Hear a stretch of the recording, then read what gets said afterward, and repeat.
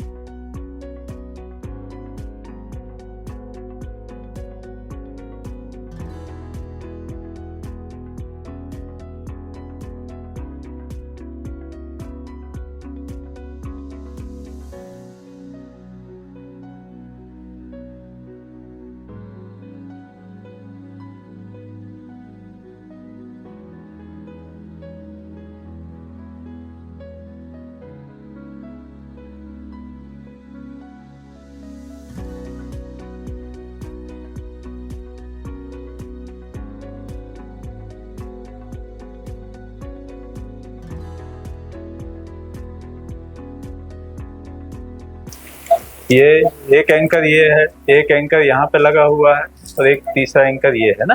ये पूरा बैंकार रिपेयर हो गया है यहाँ से। ये नीचे 7 o'clock 6 o'clock पोजीशन हो गई, यहाँ से जरूरत नहीं थी। ये जहाँ से पूरा स्पेस था इसका डिसलोकेट होने का, ये पूरा ट्रैक, और यहाँ पे स्लैब टियर था। ये स्लैब टियर भी रिपेयर हो गया, दिख रहा है ये, है ना। तो ये यहाँ पे स्लैब टियर हो गई। ठीक, की होल सर्जरी क्या होती है? अभी जो किया की होल ही थी, शोल्डर आर्थ्रोस्कोपी थी, बहुत छोटे छोटे मिनिमल, मतलब जो एंडोस्कोप जाने के लिए छोटा सा होल होता है, उससे एंडोस्कोप जाते हैं, इंस्ट्रूमेंट जाते हैं, पूरी सर्जरी होती है। अभी कम से कम 1.5 से 2 घंटे की बहुत सारा काम किया, जैसे बैंकार रिपेयर किया, स्लैब टियर रिपेयर था, रामप्लिसाज प्रोसीजर किया। ये सब चीज़ें जो सारा दूरबीन से हुआ है, की होल सर्जरी से हुई है। करीब 1.5 से 2 घंटे चला काम, बिल्कुल छोटे छोटे इंसिजन, ऑपरेशन के बाद कोई स्कार भी नहीं रहेगा, उसके बाद रिकवरी भी, हीलिंग भी, रिहेबिलिटेशन भी सब ईजी हो जाता है ना। पोस्ट ऑपरेटिव स्टिफनेस भी नहीं होती है। तो ये बहुत सारे फायदे होते हैं।